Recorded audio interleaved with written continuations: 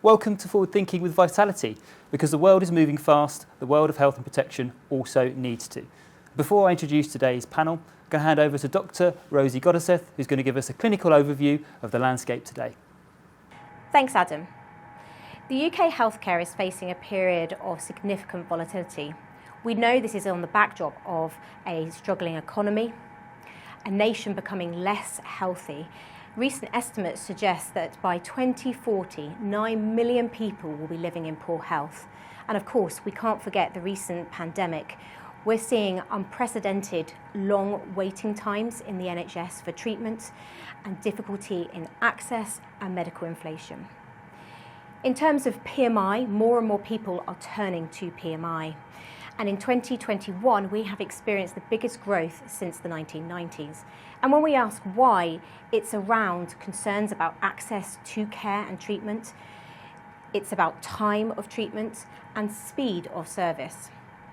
And what we need is innovation and evolution for accessibility and to maintain sustainability for care. So the first area I really want to talk about today is about prevention. And if we go back to the UK healthcare disease burden, we know that in the UK, 43% of disease burden is preventable. And we can make changes based on our physical activity, our smoking, our nutrition, our alcohol intake, and also our sleep. And then 36% of that disease burden is metabolic. And that's to do with our weight, our high BMI, our blood pressure, our cholesterol, and also our blood sugar, our blood glucose. And of course, it's not that black and white. The behavioural modifications that we can make with our physical activity, our nutrition, our smoking are linked into those metabolic changes.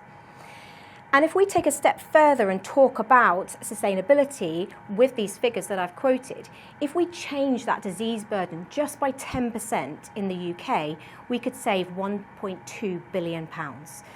So let's talk about that evolution.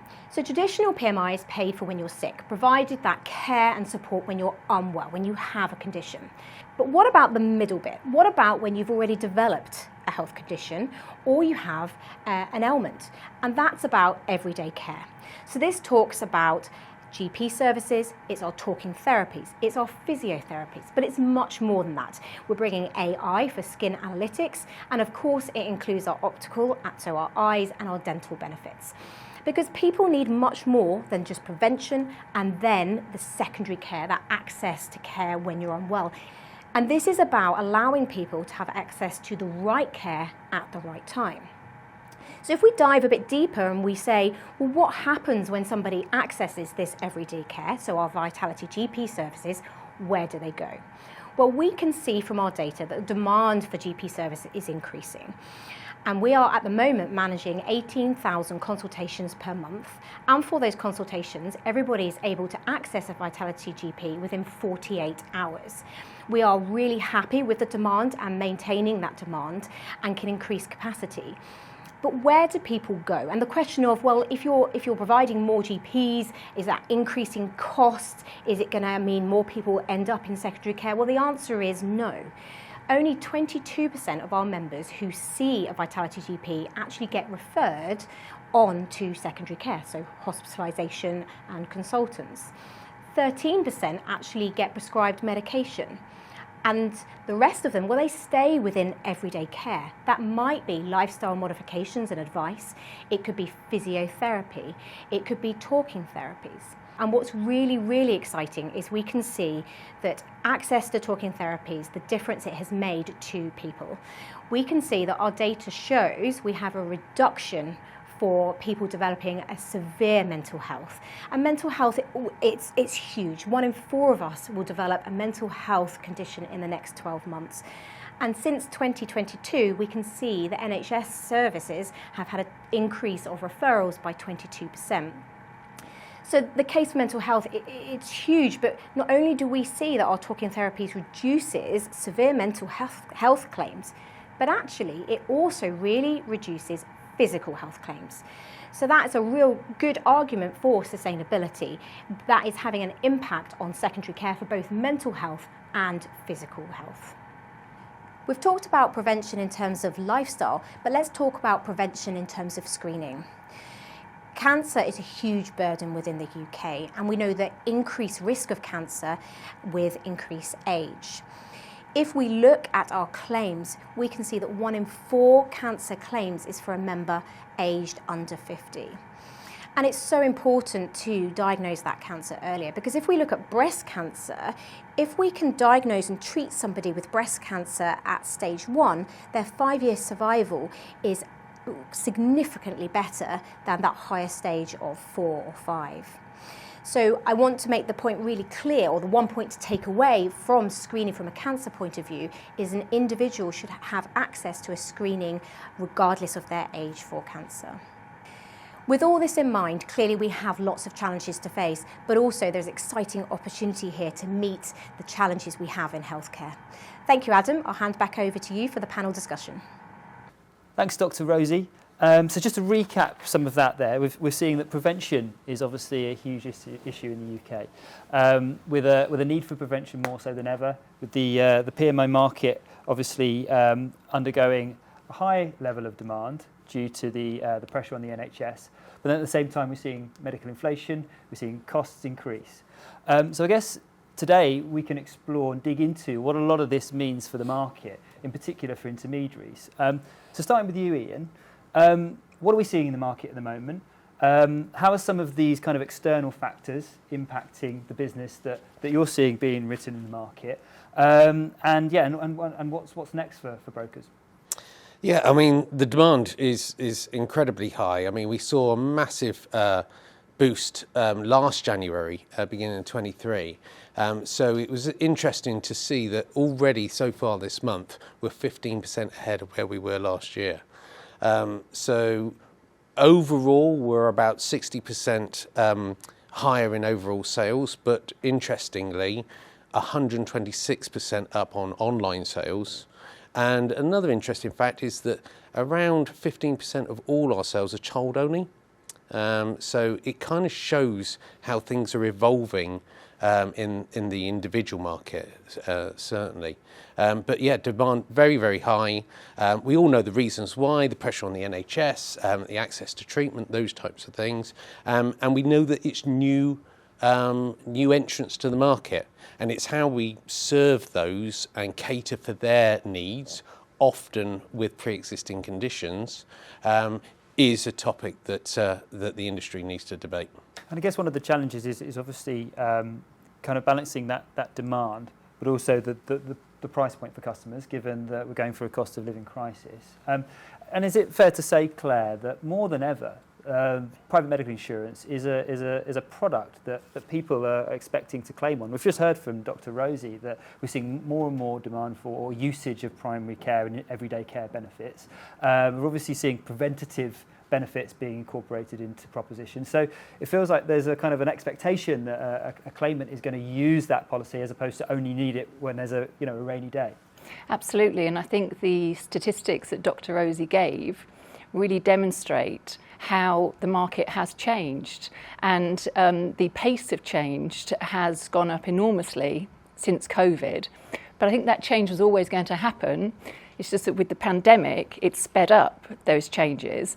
And now we are all talking about the need for virtual GP, access to physio, mental health, CBT, etc. And they are an integral part of the policy, and they're the things that intermediaries need and are talking about to their clients. It's not just about if you need a hip replacement, getting a consultant, going into hospital for the treatment.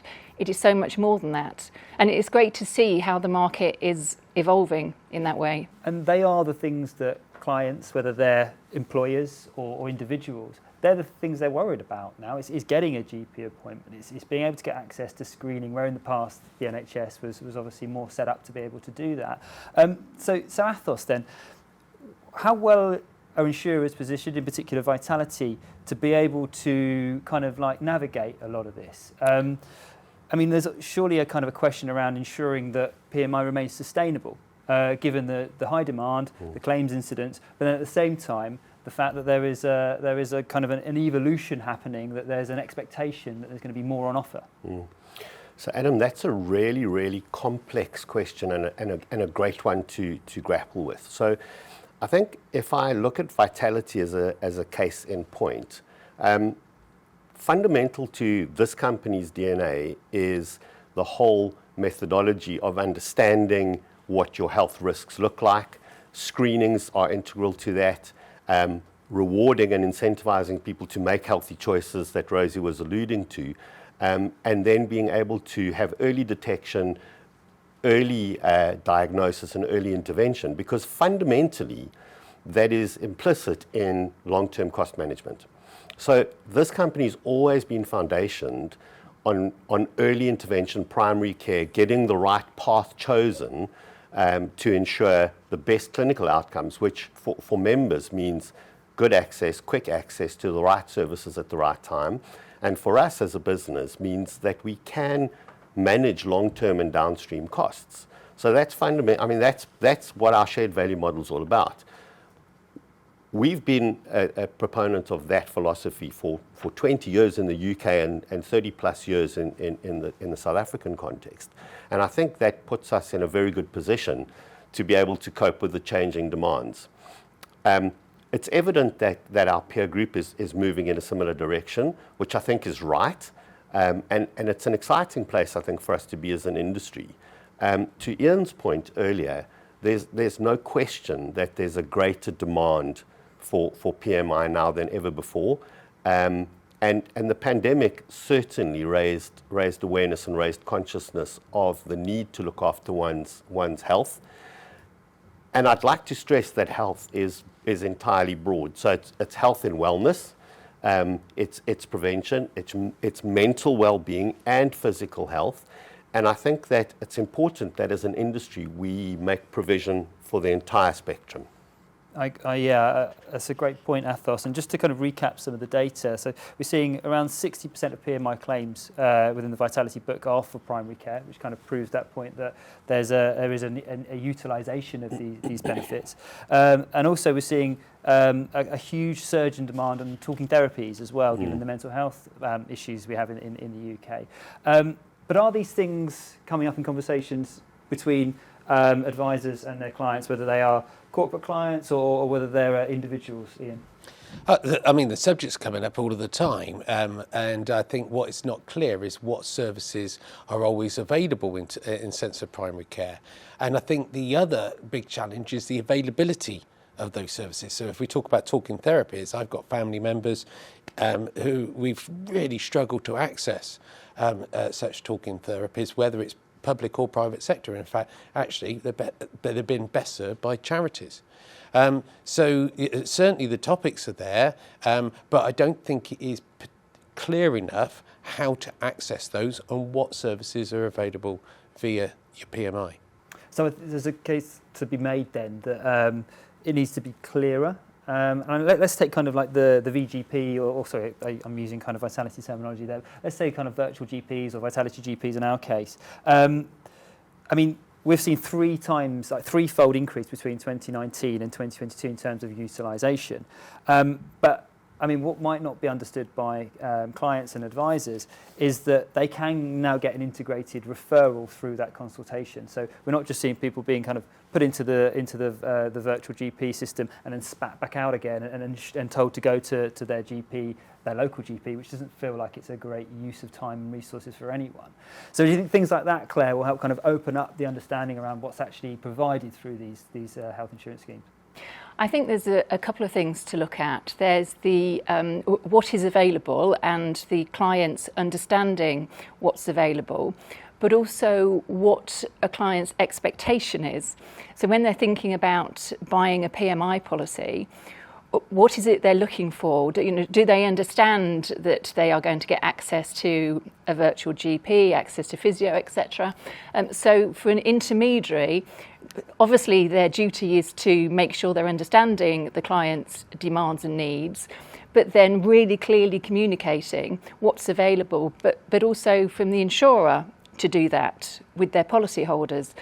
Because I think that there are an awful lot of benefits in a PMI policy that members are perhaps not aware of that could be communicated better than they are at the moment.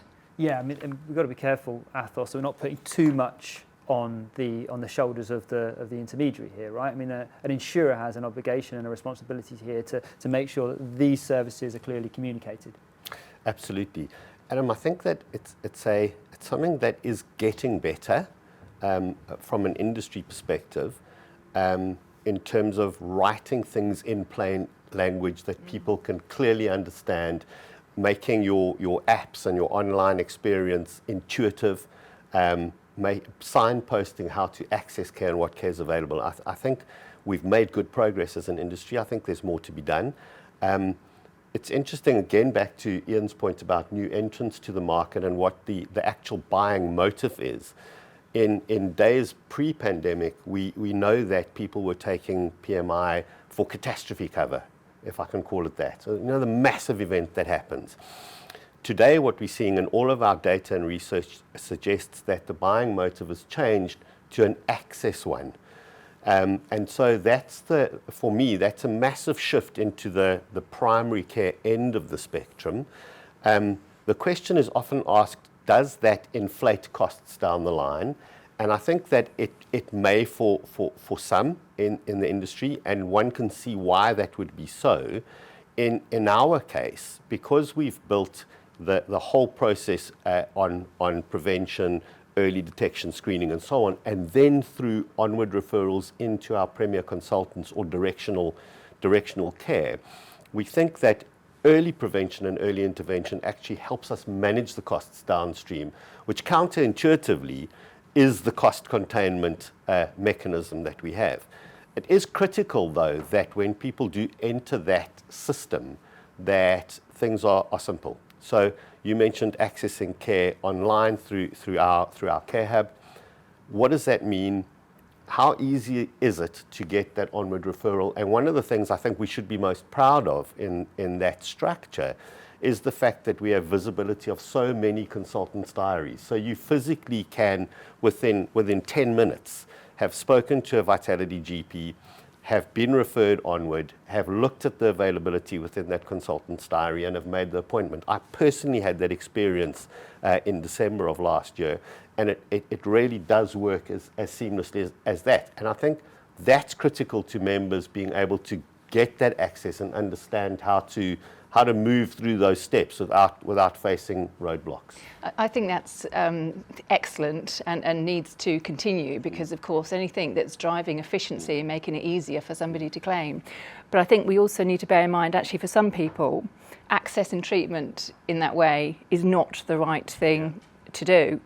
And if you think of somebody that may be suffering with high levels of anxiety, as an example, to have to do that for them, that actually may seem a bit overwhelming, as opposed to picking up the phone and talking to somebody may be the thing that they need. So I think it's brilliant, and I think it absolutely needs to continue, but I don't think we should ever lose sight of the fact that for some people, they need a different approach. So as long as it's not mandated that everything goes through that route, and that there are options. Absolutely. I was going to ask that question, is like, how do we define access? I mean, it's kind of different horses for different courses, right? And depending on your situation and making sure there's a person at the end of the phone available should someone want to speak to a human being is completely critical.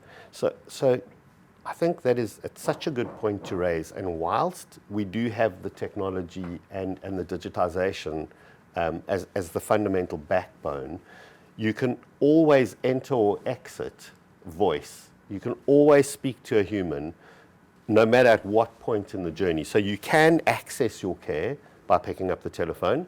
You can similarly access it digitally. If at any point during that journey you want to break out and speak to a person, you automatically can do that. There's no limitation on that. And in fact, what the stats show us is that depending on what the condition is, largely defines how the person wants to interact. So things that are perhaps of a sensitive or very personal nature, people are very comfortable to follow a digital journey and not engage. When, again, Ian, to one of the points you made earlier about children, we see often parents are going, I'm happy to be subject to the vagaries of access via the NHS, but not for my children. And when people are wanting to access care for their children, those are voice calls. Those are people going, I've got this thing with my kid and I need to understand, I need to interrogate this thing, I need to have that support, I need to be guided here, and that's always available through voice. So we're definitely not mandating digital. I'm a massive fan of virtual and digital GPs and use them frequently. But what worries me is about the sustainability of that in a number of different ways. There's a finite amount of GPs, as we know, and we're pulling them from different places. Less and less NHS GPs, as most of them go local, so they've got the flexibility of work and all those types of issues. What we don't necessarily know or understand as brokers is how much that's actually costing and how sustainable that is longer term, and whether or not that, because obviously a digital GP is limited to what they can do, they can't physically examine, and then there seems to be a bit of a gap in the sense that yes, they can refer on to a consultant, which might be overkill and increasing costs, and there doesn't seem to be that kind of that access to physical private GPs. Probably in London, there's more, but the rest of the country, very, very less so. And it is that access to treatment, which is I think the biggest issue we face. Ian, it sounds like it's a question then of kind of price versus value. And we've already established, right, that more than ever there's an expectation that someone's going to actually use their product, as opposed to in the past where maybe people would rather just pay their premiums at kind of a relatively lower cost and just hopefully not use it unless they really need to. So how do we strike that balance? And obviously there's a challenge for your teams out there, kind of like actually having conversations with clients about kind of communicating that message. So how do we first kind of like evidence and articulate value in conjunction with price, and what are some of the things that you would recommend? Well, I think knowledge is power. So understanding what the associated costs are is really important for brokers to understand and be able to have that value conversation. And it's the phrase you used earlier, Athos, in terms of everyday care. And looking at, how do we take digital GPs into everyday care, not into it, but with regards to supplementing it with CBT, with access to therapists, those types of things. So the joined up claims process is really, really good and really essential for those who want to use it. But making sure that there is a suite of services that sit behind that digital GP in the first place. In terms of sales, it's about understanding how they work and promoting them in the right way. People see PMI as that catastrophic event care. They don't see it as everyday, and that's something that we need to do more about. And we heard at the outset from Dr. Rosie Goddeseth about how prevention is going to become more and more of an issue and more of a problem to solve in the UK. And we've seen the stats saying that kind of 9 million people are expected to be in poor health by 2040, unless we take steps to do something about that. And I think going back to that point about value and how we communicate it, yes, we can see that there's a health crisis. I use the term not too lightly, because actually I think that's the situation we have with 2/3 in the UK obese or overweight and at risk of diabetes, arguably. But it's not just kind of a case of asking people to make healthy choices. And one of the things that we see through the Vitality programme is that those that do engage are less likely, almost 30% less likely to become hospitalised as a result.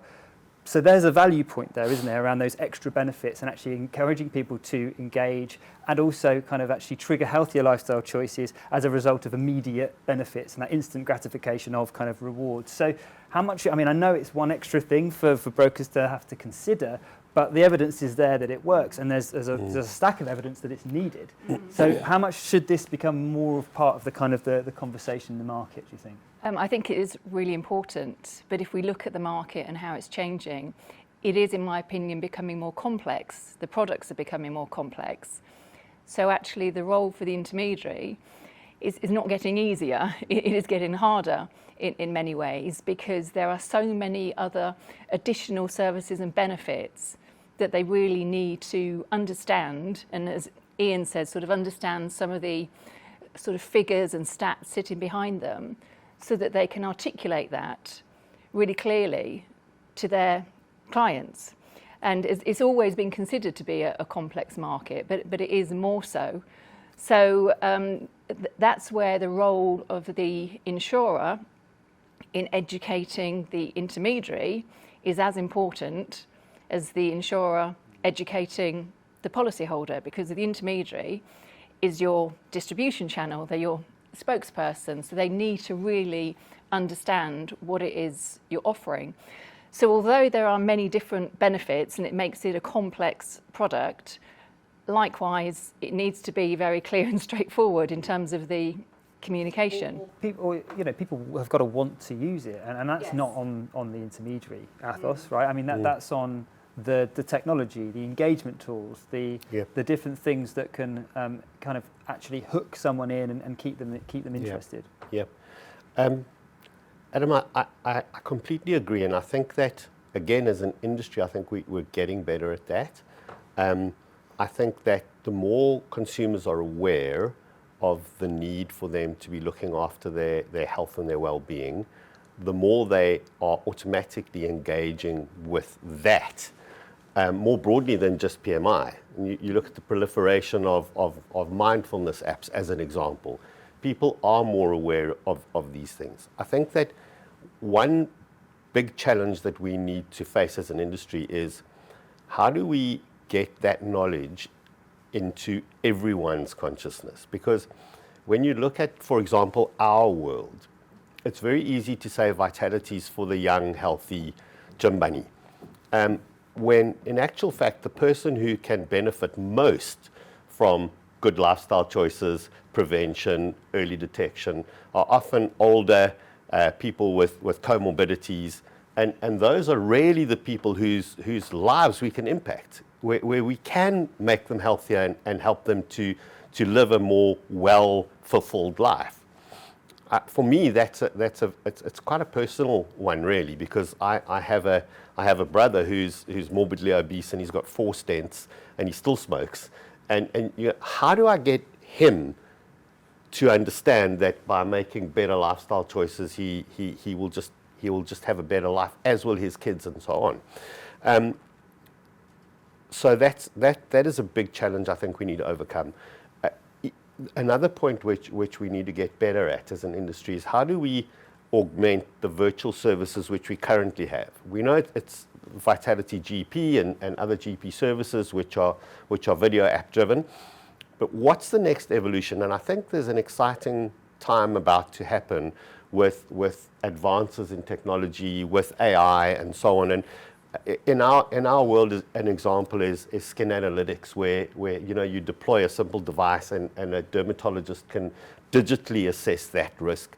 We need to be doing more of that sort of thing, because that then does allow us to truly fill that gap between primary care and kind of catastrophe care, and make sure that we're not leaving gaps in member experience. I think you're spot on. We need to move from awareness to knowledge. Yeah. And we're all aware that we should be eating more fruit and veg. We're all aware that we should be exercising more. But what's going to make you actually make a change in your lifestyle? Usually it's a knowledge of something which is coming down the line, or something a little bit more personalised. And that's where I think access to different types of screening, access to, you talked about the mental health aspect, to services like Zoe and Blue Crest's health assessments, all of those types of things need to be more easily accessed, so that people are learning about their metabolic rate, about their fat content, about their cholesterol levels, because most people, until they start hitting a problem, don't look at those, and then that's where the preventative comes in. And that's why I want to see subscription-based screening be developed, which I think will be a brilliant optional extra to an individual's PMI. The use of data to provide those personalised recommendations. And we see within our next best action service, where if somebody is flagged as being at risk of type 2 diabetes, they'll be encouraged to use one of our partners to prevent that. And I think, we've all seen, well, if you're a Spotify user, you would have seen those personalised wrap-up at the end of the year. If you're, like Arcade Fire's #1 listener of the year, you'll get a message from them. I think, there's more we can do to communicate with members, to tell them, well done for what you've done today, and what could you do tomorrow or today to make a big difference. And a lot of the data we've covered today is in the health claims report, which will be available online if you haven't seen it already. But just to kind of wrap things up today, I just wanted to run through the 5 recommendations that the report makes. And we've covered a lot of this today. So first of all, is prioritise prevention, as we've already established.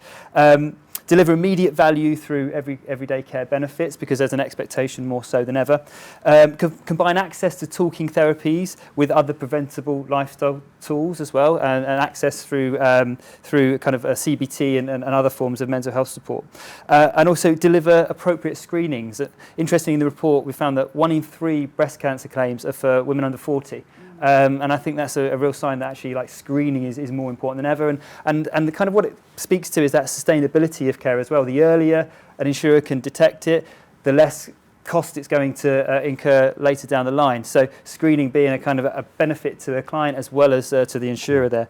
And lastly, harness data and technology to deliver better outcomes, whether that's from a personalised health and wellbeing point of view, but also from a consultant care point of view in terms of transparent, better outcomes through guided care. So there are 5 things that the report recommends. So just to close then, could we just kind of have some final thoughts from our panellists? Just kind of reflections on kind of the state of play, what's next for the market, starting with you, Ian. Crikey, well, I think what I've learnt from the discussion today is it heightens my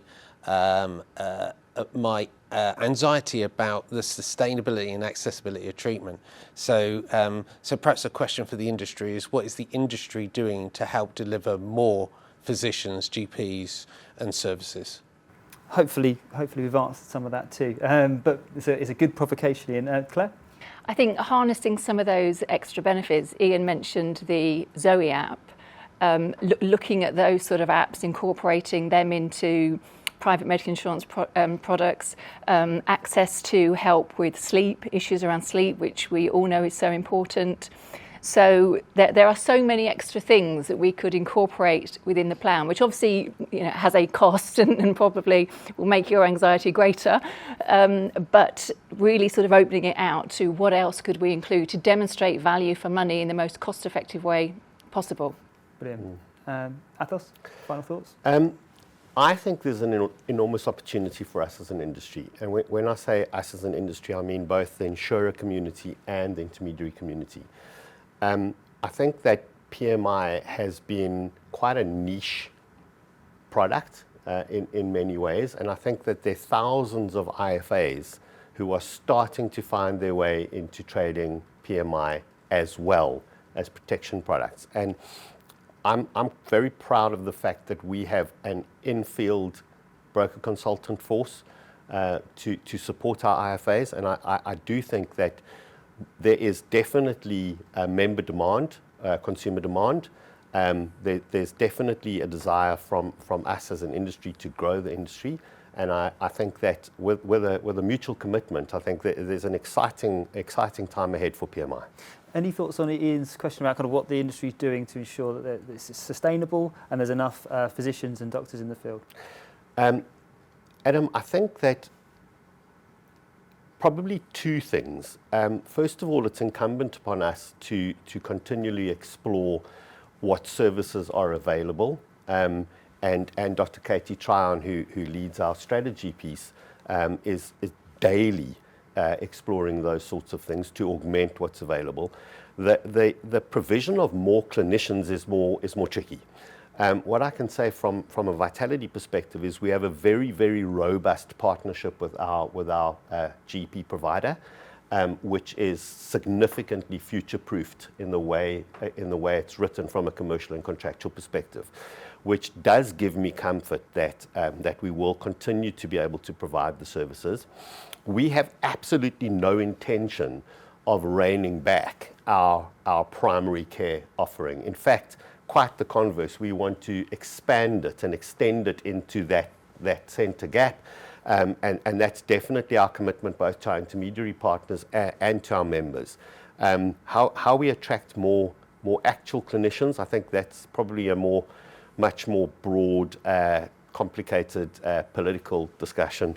Thanks, Athos. And it's fair to say that the healthier our book of business is, the less likely it is that they're going to get ill, the less claims costs. At the same time, the more likely they're going to stay with us as a business, which is more profitable in the long run. And hopefully that offsets the cost of some of the expansions of services. But that's everything we've got time for. So thanks for joining us. I hope you've enjoyed the discussion. Please share your thoughts in the chat and feel free to ping any questions across, and we will get over to you any answers we can in due course. But once again, thanks for joining us, and thanks to our panellists for being here today. See you next time.